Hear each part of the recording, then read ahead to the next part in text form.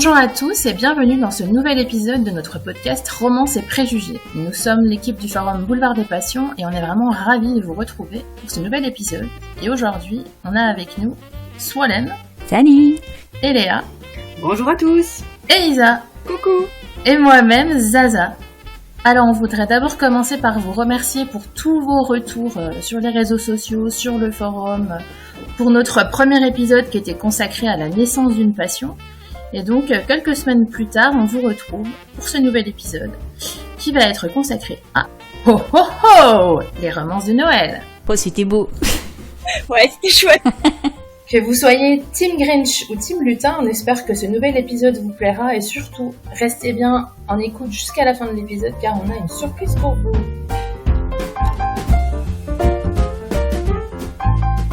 Pour commencer cet épisode, on s'est dit qu'un petit débat sur pourquoi ou non on aime les romances de Noël serait le bienvenu.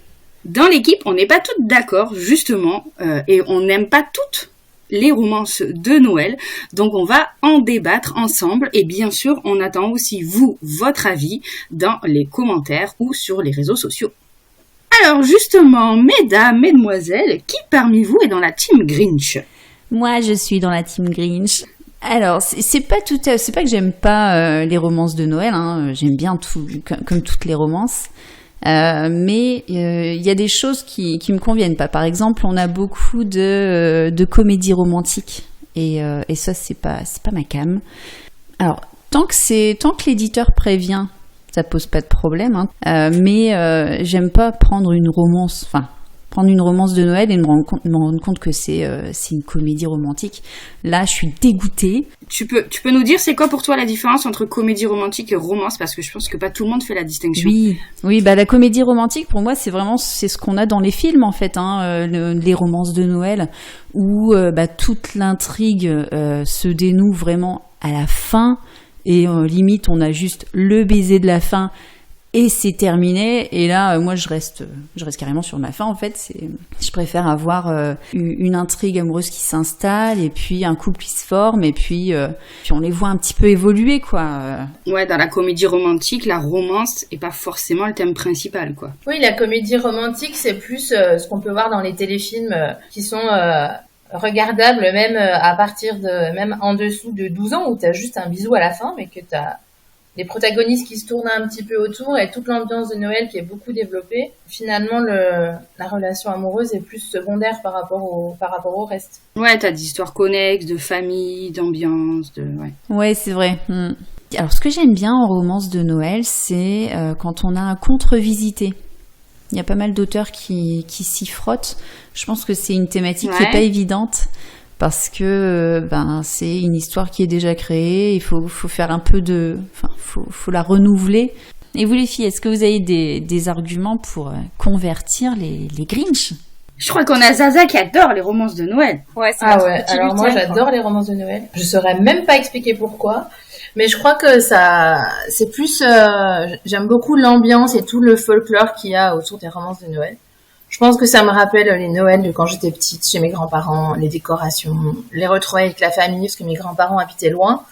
Et je pense que c'est pour ça que j'adore les romances de Noël, parce que ça me rappelle de beaux souvenirs. Et moi, je fais totalement partie de la team Lutin. Mais je dois dire que, pour rebondir sur ce que disait Swo par rapport à la distinction entre comédie romantique et romance de Noël, c'est vrai que moi, je les mets un peu dans le même sac. Et souvent, dans les romances de Noël, si on retire le thème de Noël, il reste plus grand chose. Et pour les romances de Noël, j'ai pas du tout le même niveau d'exigence que pour les romances traditionnelles je vais lire. Et en fait, moi, j'aime bien avoir tout le décor de Noël, la bouffe de Noël, les senteurs de Noël, l'ambiance de Noël, les chants de Noël, tout ce qui ferait rouler des yeux ce pauvre Grinch, devenir encore plus vert qu'il n'est déjà. Et voilà, moi, c'est vraiment quelque chose que j'apprécie. Ouais, c'est vraiment la thématique. Alors que moi, à contrario, je suis aussi exigeante sur une romance de Noël que sur une romance classique. Et pour moi, une romance de Noël réussie, c'est carrément, si tu retires toute la thématique de Noël, ça reste un roman qui tient debout. Et ils sont pas tous comme ça, effectivement. Alors là, ceux-là, il y en a quand même pas beaucoup. Ouais. Ouais. C'est vrai qu'ils jouent vachement sur le thème de Noël pour faire passer des livres moyens à un truc réconfortant. Donc, tant que c'est réconfortant et que c'est la bonne période, du coup, ça passe mieux. Et puis, en fait, ces derniers temps, je trouve que là, je sais pas, je dirais que ça fait 3 ou 4 ans que on retrouve dans les parutions françaises, que ce soit des traductions ou des autrices francophones, on retrouve vraiment les mêmes schémas que dans les téléfilms qui vont d'ailleurs bientôt commencer à passer sur TF1 et M6 et compagnie. Et on sent vraiment une influence de la culture américaine sur la romance, en fait. Même s'il y a quand même beaucoup de romances de Noël écrites par des Françaises de plus en plus. Oui, de plus en plus, mais qui utilisent, comme le reste du temps, les codes de la romance anglophone. Et bien souvent, ça se passe même pas en France. Enfin, comme souvent, les romances même écrites par des autrices françaises, quoi. Ouais, c'est vrai. Et toi, Eléa, alors, tu fais partie de quelle team? La Grinch ou la team des lutins? Je dirais que je suis un peu au milieu, team Reine de Noël, je sais pas trop. Parce que autant il y a, j'en lis, tu vois, je sais pas vous, mais moi j'aime bien en lire au moins, 2, on va dire, par an. C'est ma moyenne, on va dire, des fois j'en lis qu'une, des fois j'en lis 3, 4. Mais du coup, c'est un truc où chaque année j'y retourne, quoi, pour lire. Mais j'en ai vraiment pas des souvenirs mémorables pour la plupart. J'en ai quelques-uns qui sortent du lot que peut-être on vous présentera plus tard dans cet épisode. Mais au final, voilà, pour moi, c'est la lecture réconfort qui te fait passer 300 pages, parce que souvent c'est assez court. Où t'es bien, t'es dans le thème, t'es dans l'ambiance sympathique, et qu'une fois que t'as refermé le livre, t'as limite tout oublié, quoi. Du coup, je suis mitigée. C'est pas un truc que je recherche absolument, mais j'aime bien. Il nous reste Isa, je crois qu'il nous a pas dit de quelle équipe elle faisait partie. Alors attention, on a une nouvelle équipe. On a le Grinch, le lutin et le renne. Alors, pour ma part, je suis un petit peu comme Eléa. C'est-à-dire que... Alors, j'aime bien, mais à petite dose. Allez, sur 3 mois dans l'année, je peux en lire 2, 3. Mais en fait, c'est vite l'overdose, en fait. Donc c'est vrai que moi, je recherche le côté doudou, réconfortant. On se met dans l'ambiance, les fêtes et tout, c'est chouette, c'est sympa. Mais si on abuse trop, ça va vite m'écœurer, en fait. Ouais, parce que c'est vrai que, il faut pas se mentir, les romances de Noël, ça tourne souvent en rond. On retrouve les mêmes thématiques, c'est super sucré souvent, très fluffy. Un petit peu ça va, mais trop pour jouer les dégâts, quoi. Et moi aussi, ce que je fais, c'est que je prends pas trop de risques. Hein. C'est-à-dire, quand je lis des romances de Noël, je vais aller vers des autrices que je lis tout au long de l'année, quoi. C'est-à-dire, voilà, c'est la petite parenthèse avec mes autrices chouchous. Et je vais pas vraiment aller découvrir de nouveaux auteurs à cette occasion-là. Ouais, en fait, toi, tu lis ces livres-là, non pas parce que ça parle de Noël, mais parce que c'est des autrices que t'aimes bien. Ouais, en grande partie, en grande partie. Mais après, c'est sympa aussi, parce que c'est vrai que pour moi, la fin de l'année, c'est souvent un moment un peu compliqué, quoi, le mois de décembre et tout. Et c'est vrai que c'est chouette de pouvoir lire des trucs légers, quoi, qui vont avoir l'effet un petit peu doudou. Mais après, c'est vrai que les romances de Noël, ça te permet d'avoir l'effet réconfortant, comme tu dis, des fêtes de fin d'année, l'ambiance et tout, sans avoir tout le côté, dans la vraie vie, le stress familial, la période qui peut parfois être un peu pénible. Cette période de fin d'année, t'as tous les avantages, mais t'as pas les inconvénients. Ouais, c'est vrai. Mais ça te met dans l'ambiance. Et est-ce que toutes vous en lisez, du coup, chaque année? Moi, oui. Et le Grinch? Solène, tu lis chaque année quand même? Ouais, j'en lis chaque année. Et c'est vrai que, comme dit Isatis, j'aime bien lire les romances de Noël des auteurs que je suis en particulier. Moi, je trouve que c'est bien de retrouver chaque année les auteurs comme en MM. Moi, j'attends tous les ans les nouvelles de Ellie Easton. D'ailleurs, qui est pas trop mal traduite en français. Et puis de N.R. Walker, et c'est vraiment... le petit cadeau de Noël c'est pas sous le sapin, c'est dans le Kindle, mais je trouve que c'est un rendez-vous que j'aime bien ne pas rater. Ouais, moi pareil, hein, c'est les auteurs chouchous. Donc Ellie Easton, l'année dernière, elle a fait une pause. Donc du coup, celle de cette année, moi je l'attends avec impatience voir. Et puis il y a celle de Caradi aussi. Elle va nous offrir un petit daddy. Un daddy king, donc je suis curieuse de voir à quoi ça va ressembler, quoi. Du coup, c'est marrant quand même que sur nous 4 grandes lectrices de romance, il n'y en ait vraiment qu'une qui adore réellement les romances de Noël. Et je sais pas si vous avez noté ça, c'est que moi j'ai noté que dans les gens qui lisent pas forcément de romances, par contre, les romances de Noël, c'est la période où elles vont lire des romances une fois dans l'année, elles vont lire la romance de Noël. Alors que le reste de l'année, elles lisent pas de romances forcément. Alors que nous qui en lisons toute l'année, on n'est pas forcément fans des romances de Noël. Ouais, c'est ça paraît pas très logique en fait, parce qu'on se dit, bah oui, mais toute l'année, il y a des choses plus qualitatives peut-être, et là, c'est un peu dénigré. Par contre, à Noël, c'est bon, ça passe. Ouais, ça passe. C'est ça, il y a moins honte. À Noël, il y a quand même là, il y a un sacré matraquage sur les réseaux sociaux, encore plus que d'habitude. Je pense que dans les rayons, dans les librairies ou dans les supermarchés, ça doit être encore plus mis en avant. Et puis, on va aller plus... Et puis comme c'est des couvertures qui sont souvent passe-partout, festives et compagnie, on va avoir moins honte entre guillemets de l'acheter en faisant nos courses et on va peut-être être plus attiré par des couvertures comme ça que par une couverture de romance classique. Avec le mec torse-poil, quoi. Exactement. Alors que si tu mets 2 sucres d'orge, 3 boules de Noël et puis un peu de paillettes dessus, un peu de paillettes, et ben là, waouh, ça attire l'œil et ça passe mieux auprès de la caissière. Exactement. Mais je pense que voilà, c'est pour ça aussi le fait que ce soit si compatible avec la décoration de la période. Je pense aussi que c'est ça qui fait que les gens vont peut-être plus se laisser aller à acheter ça et puis sont comme souvent, comme on disait, c'est de la comédie romantique, c'est plus léger, c'est propice à la période. Il fait nuit super tôt, ça caille, donc on a envie de réconfort et de cocooning. Ouais, en fait, de toute façon, toutes les romances de Noël sont feel good, donc c'est le feel good qui prime, quoi.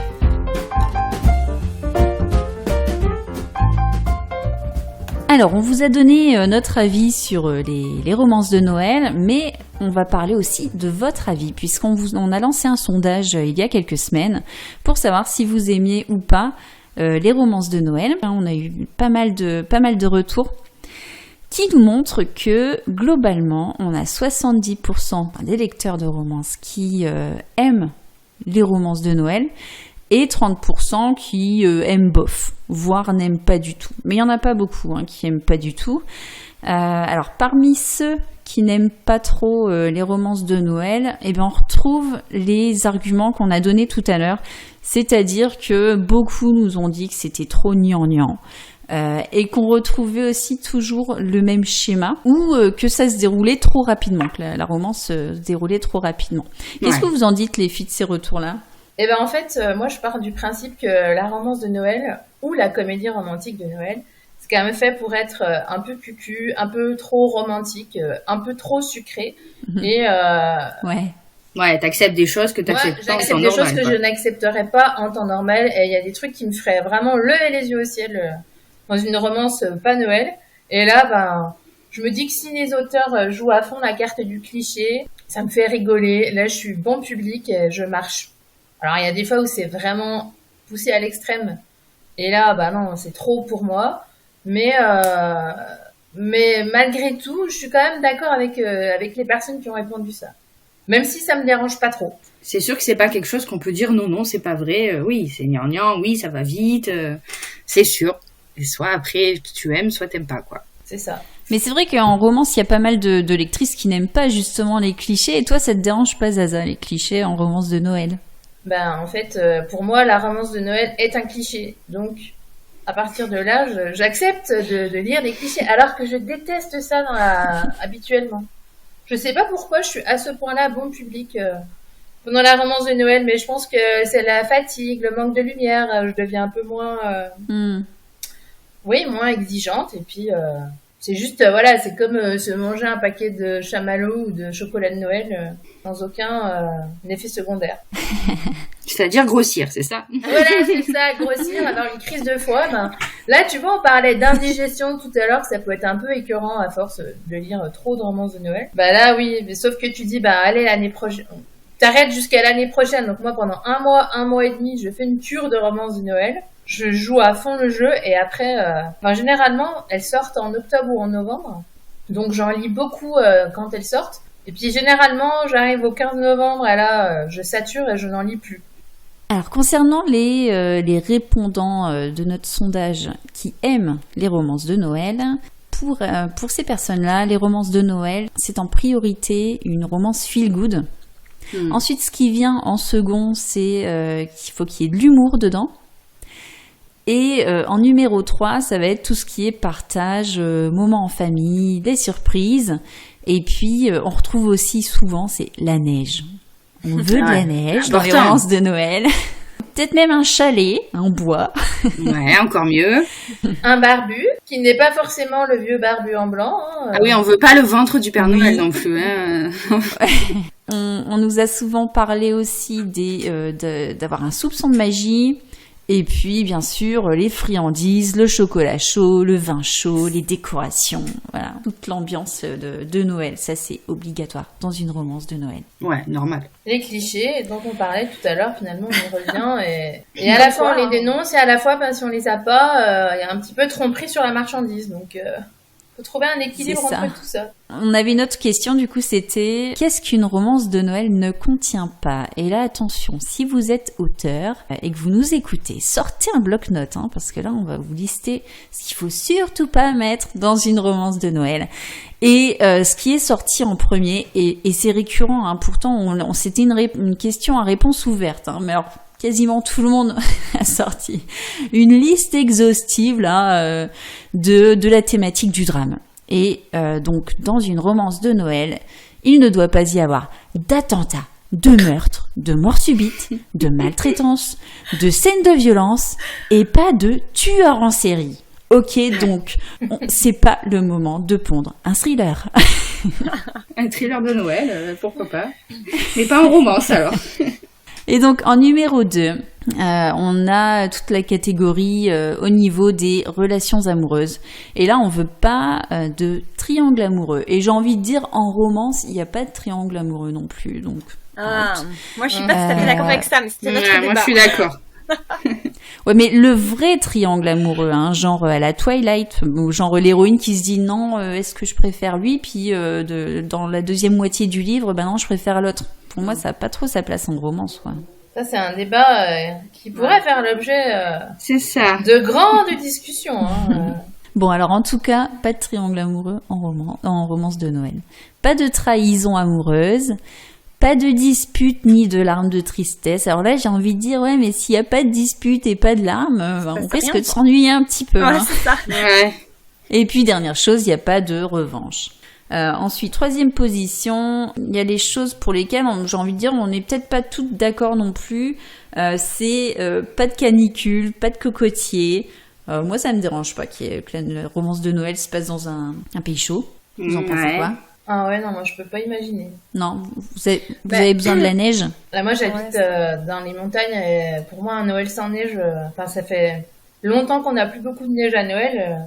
Ça fait partie de mon quotidien en fait. Moi j'attends de retrouver ce que j'ai dans mon quotidien. Je dirais que ça dépend c'est bien fait. Parce que bon, ça peut ne pas se passer avec de la neige et de la montagne. Tant qu'il y a l'esprit de Noël, pourquoi pas. Mais voilà, on sort des clichés et il faut que ça soit bien fait. Sinon, il n'y a pas d'intérêt. Ouais, ça peut être déconcertant. Moi, j'avais lu une romance de Noël qui se passait en Australie. Et j'ai aucun souvenir de ce que c'était. Vraiment. Je me souviens juste que ça se passait en Australie. Et quand tu vois qu'ils vont faire, pour le repas de Noël, ils vont faire un pique-nique sur la plage, c'est un peu... c'est tellement différent de notre climat à cette époque-là de l'année que... J'avais trouvé ça vraiment déconcertant, mais pourquoi pas? Bah, c'est l'été chez eux, hein, Noël. Mais oui, non, mais je durant sais, l'été, donc c'est sympa. Moi, j'aime bien, tu vois. Moi aussi, j'en avais lu une d'Anita Sunday et j'avais adoré, hein, parce que justement, c'est un petit côté dépaysant en plus.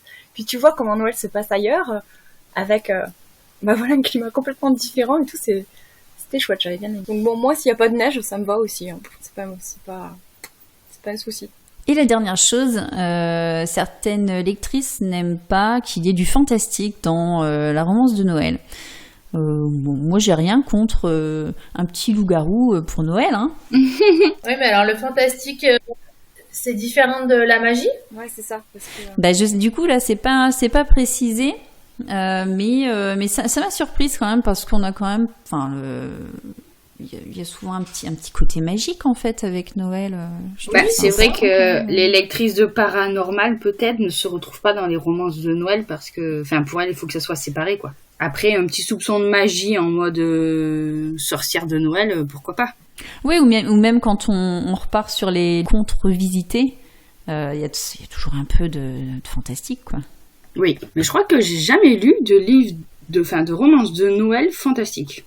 D'ailleurs, ça me fait penser. J'ai aucun titre qui me vient à l'esprit. Alors moi, j'en ai un qui me vient à l'esprit, que j'ai pas lu, mais c'est une série de romances paranormales.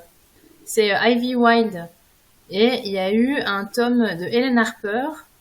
Et il y a eu un tome, je crois que c'est le 3.5, qui parle de Noël. Ah, mais c'est inclus dans une série, du coup. Oui, c'est inclus dans une série. C'est Noël, enquête et étincelle. Mais alors, je sais pas du tout ce que ça peut donner. Effectivement, dans un truc très connu, il y a la série de Sarah Gimas, là, Un palais d'épines et de roses. Le tome 5 et demi se passe dans une sorte de Noël fantasy, quoi. Ah, ça doit être sympa, ça.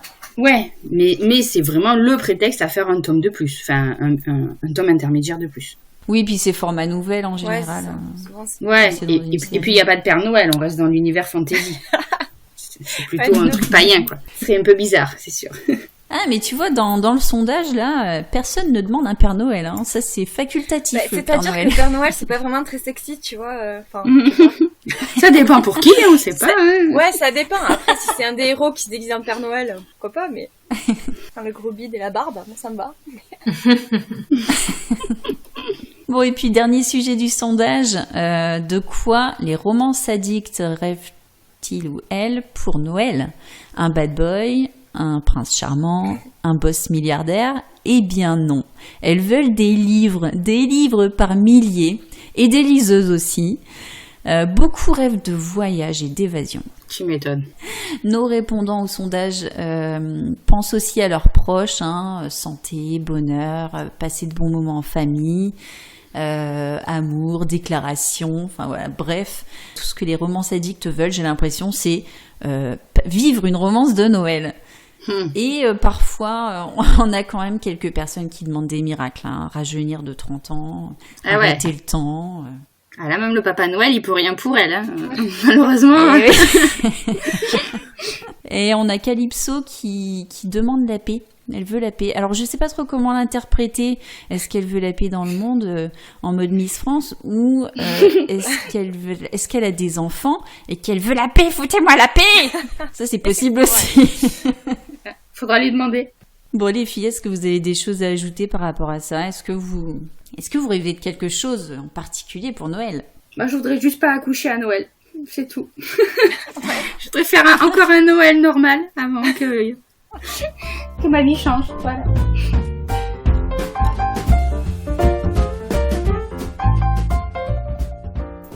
Alors évidemment, si on se retrouve, c'est aussi pour donner des petits conseils lecture concernant les romances de Noël. Donc on vous propose de faire un petit tour de table pour voir ce que les membres de l'équipe ont déniché pour vous donner envie peut-être de lire des petites romances de Noël. Donc on va commencer peut-être par notre Grinch, allez, qu'on met à l'honneur. So, est-ce que quand même tu as des conseils à donner sur des romances de Noël ou pas du tout? On t'écoute. Ouais, moi j'ai sélectionné trois titres qui sortent cette année. Alors je vais commencer par vous parler de Il suffira d'un peu de poussière d'étoiles de F.V. Estier. C'est une auteure que je suis depuis peu et j'apprécie beaucoup ce que j'ai pu lire d'elle jusque-là. Elle joue beaucoup sur l'empathie, c'est-à-dire qu'on s'attache à ses personnages, on souffre avec eux. Et elle aime flirter avec les limites de ce que notre société accepte. Donc il s'agit de King, qui est un ancien champion de hockey. Sa carrière s'est arrêtée brutalement suite à une blessure, et 6 ans plus tard, il n'a toujours pas remonté la pente. Heureusement, son ami de toujours, Jasper, est là pour le soutenir. Et à côté de ça, il y a Adrian, qui est le fils de Jasper, et qui a toujours clamé son amour pour King, même quand il était tout petit enfant. Aujourd'hui, Adrian a 20 ans, et son chemin croise à nouveau celui de King. Et Adrian va se donner pour mission de redonner le sourire à King. Donc on est dans les tropes du Friends to Lovers. et la différence d'âge. Et donc les forces de ce roman pour moi, c'est qu'il est très riche. Et ce que je disais tout à l'heure, si on retire la thématique de Noël, on a toujours un roman qui tient, qui a beaucoup de valeur en fait. Alors ce qui fait également que c'est une belle romance de Noël, c'est qu'il s'agit d'une histoire de famille, une famille de sang et de cœur. Et c'est aussi l'histoire d'un amour puissant qui dure dans le temps et qui n'attend rien en retour. Et je me permets un tout petit spoiler, c'est qu'on retrouve brièvement un couple de la série Élite, et ça les filles, ça fait chaud au cœur. Donc si vous aimez les MM, vraiment foncez pour celui-ci. Et si vous lisez pas encore de MM, mais qu'attendez-vous? Eh ben vendu. Tu m'as convaincu. Les deux autres romances de Noël que je vous propose sont au format nouvelle. Alors le premier, c'est Tatoué de François Panier qui sortira en décembre. Celui-ci, je l'ai trouvé intéressant puisqu'il reprend pour base le conte des 3 vœux. Et donc voilà, pour le pitch, Victor croise un vieil homme dans le besoin. Il lui vient en aide et c'est ainsi que débute une folle aventure pour lui. Et là, c'est le point de départ d'un voyage initiatique pour lui où il va devoir prendre conscience que pour être heureux, il va devoir y mettre du sien. Alors, moi, ça me plaît beaucoup, ces contes revisités. Je trouve que ça met vraiment l'ambiance dans l'ambiance des fêtes. Et l'auteur, ici, a su créer un développement auquel je ne m'attendais pas. Ce que j'aime bien avec les contes, c'est que ça nous rappelle justement notre enfance et c'est porteur d'une promesse de morale pour moi et j'attends toujours justement de savoir à la fin du livre quel est le message que veut faire passer l'auteur.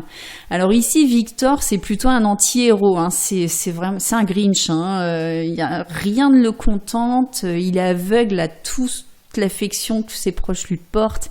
Et j'ai bien accroché avec le style de l'auteur qui développe vraiment ce personnage avec un humour grinçant. Et le troisième roman que je vous présente, c'est Le patron qui n'aimait pas Noël de Dana Blue. C'est la petite nouvelle de Noël qui est bien sucrée. Kate vient de démarrer un nouveau job. Et on lui demande de travailler en binôme avec son boss sur un projet urgent. Alors c'est une belle opportunité professionnelle, ça serait super si seulement ça tombait pas au moment des fêtes. Parce que Kate, il adore Noël. Mais alors quand je vous dis qu'il adore, il est vraiment, vraiment super fan, il attend ça toute l'année. Et donc là, ça risque de lui faire louper le réveillon. En plus de ça, son boss, Zender, c'est un vrai glaçon, il est même condescendant avec lui. Donc là, on est dans le trope de l'Enemies to Lovers, qui est, je trouve, un trope irrésistible. Et donc, on a deux personnages qui sont diamétralement opposés. L'un adore Noël, l'autre déteste. Et ils vont devoir se côtoyer et progressivement, ils vont se dévoiler, apprendre à se connaître. Si je devais comparer ce court roman à une friandise de Noël, ce serait une canne à sucre. Parce que c'est très sucré, c'est tout mignon.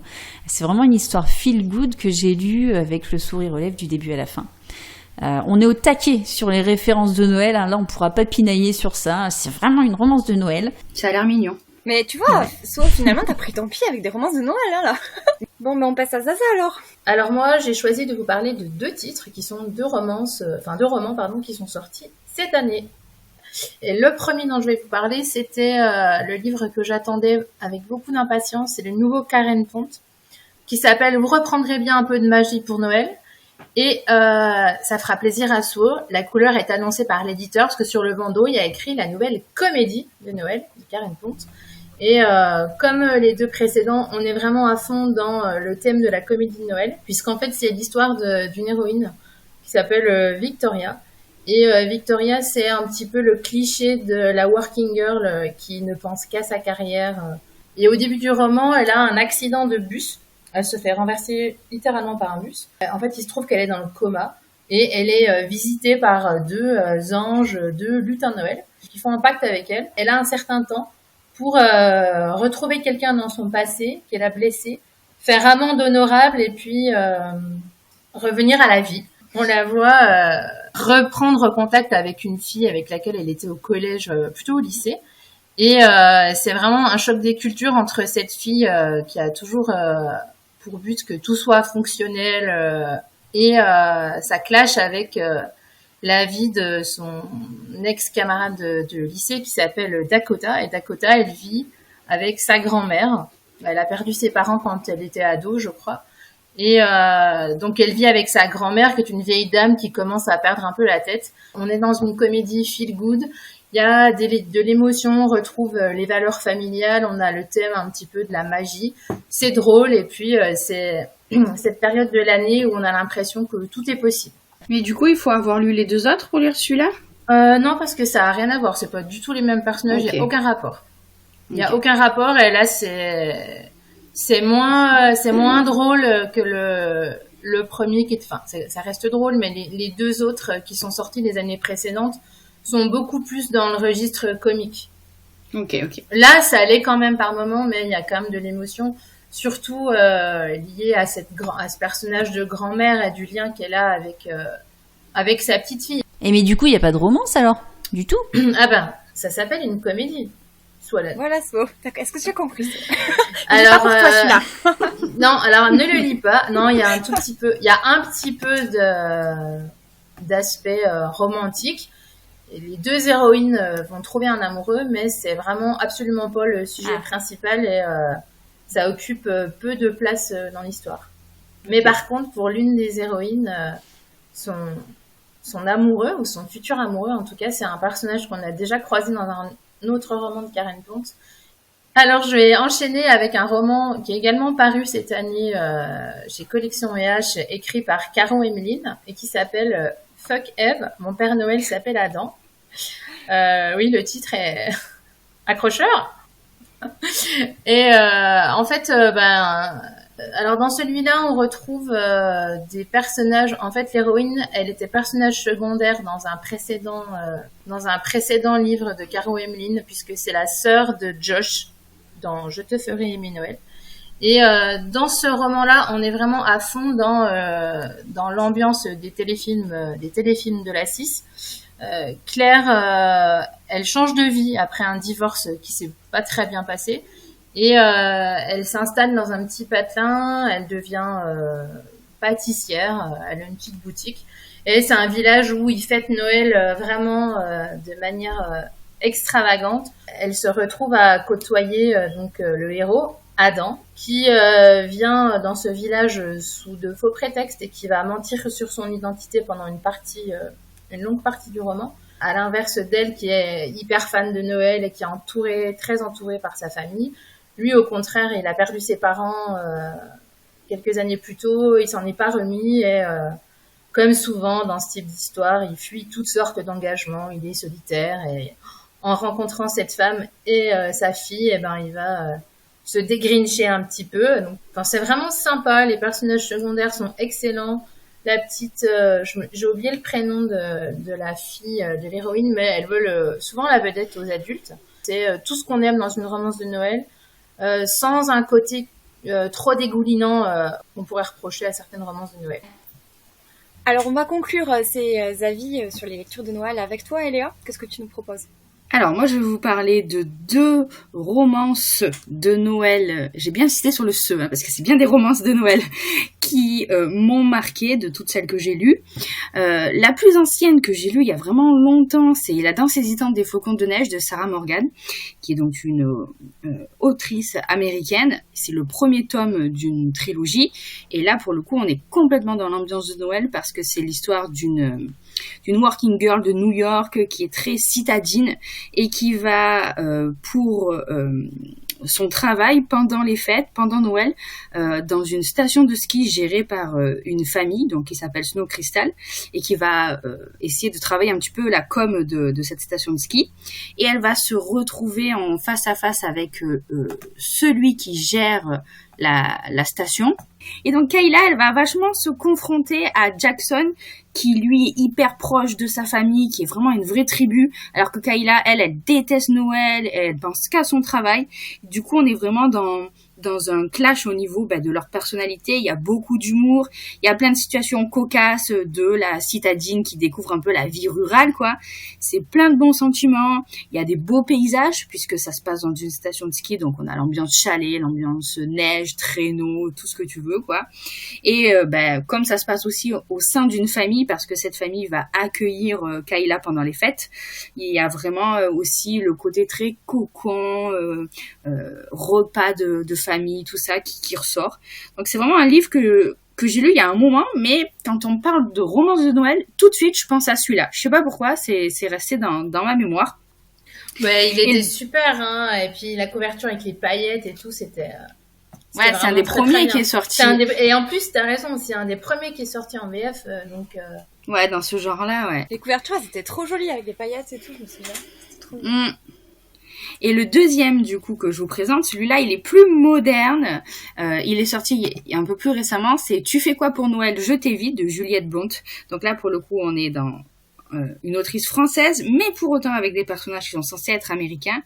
Et là, c'est l'histoire de Charlie et de Blade. Ce sont deux héros qui font partie de la même bande d'amis, mais qui peuvent pas se blairer, et qui, en plus, détestent aussi Noël tous les deux. Bon, au moins, ça leur fait un point commun. Et le groupe d'amis va décider de partir en voyage en Laponie pour Noël.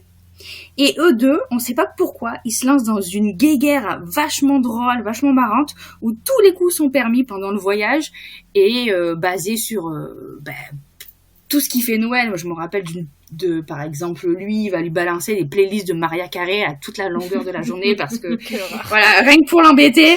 Donc, c'est vraiment plein de passages super drôles. On rigole beaucoup. Il y a beaucoup de joutes verbales.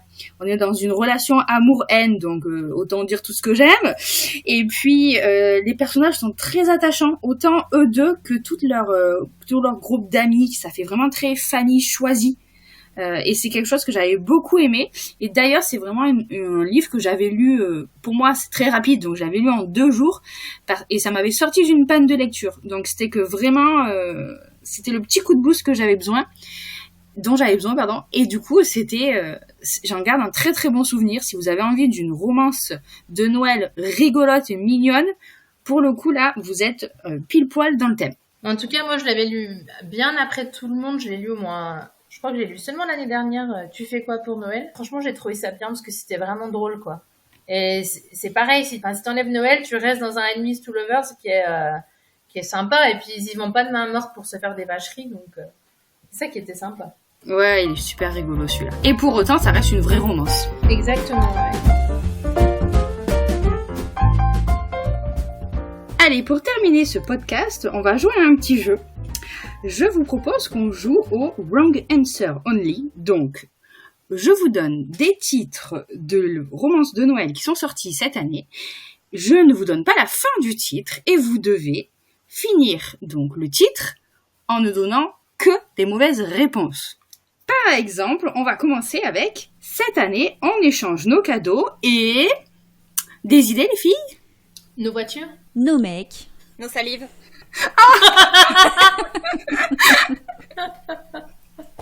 Remarque qu'au départ j'avais pensé à nos culottes, hein, donc on n'était pas très très éloignés de l'intimité. Pas mal Lisa. Non mais en fait je pense que il va falloir me censurer. Dans ce jeu-là, ouais, c'est ça. On va voir à partir de quand on tombe dans le... Grave jeu. Ah, mais c'est tellement rigolo aussi, c'est le but. Ensuite, on a... Donc, le vrai titre, c'était « Cette année, on échange nos cadeaux et nos vies ». Mais je préfère les vôtres. « Cher Père Noël », 3 petits points. Quand tu descendras du ciel. Oh, c'est trop facile, ça. Comment viens-tu sans la cheminée? Cher Père Noël, mais qu'est-ce que t'as foutu l'année dernière? J'ai pas eu les livres que j'avais demandé. Ah, c'était « Cher Père Noël, sors-moi de là », le vrai titre, mais c'était bien aussi. Un autre... Les tortues ne fêtent pas Noël sous terre avec Maître Splinter. T'es ninja. T'aurais dû nous faire la musique. Je continue avec un autre titre. Il suffira d'un peu de chocolat et de cannelle. De poussière et de miettes de mon clavier pour saupoudrer ton chocolat chaud. Un autre. Tout ce que je veux pour Noël, c'est... Bip. Qu'on me laisse l'imiter. Pas mal. Moi, je me censure. Le premier truc auquel j'ai pensé, je me censure. Vas-y, dis-nous. Non, je censure. J'avais aussi... tout ce que je veux pour Noël, c'est une sextape de Logan et Tate. Ah ouais. Ouais. Vous allez Alors me discuter là, avec Zaza, tu sais. C'est l'intégrale des sextapes de Logan et Tate. C'est pas une seule. Ensuite, on a Amour, Flocon et Poil de... Nez.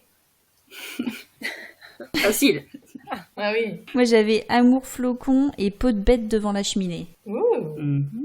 Ambiance cosy, sexy. Ça gratte un peu le dos. Hein. Et un petit dernier, rendez-vous au chalet. C'était dit rendez-vous au chalet dans 10 ans. Du Père Noël, il a des surprises pour toi. Rendez-vous au chalet, si affinité. N'hésitez pas à faire appel à nous, du coup, si vous avez besoin de titres de Noël. On a plein d'idées.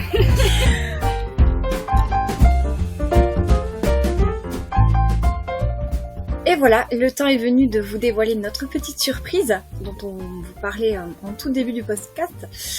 On va se transformer en fait en Mère Noël pour vous faire remporter un exemplaire papier du nouveau roman de F.V. Estier que So a si bien su nous vendre tout à l'heure. Il suffira d'un peu de poussière d'étoiles.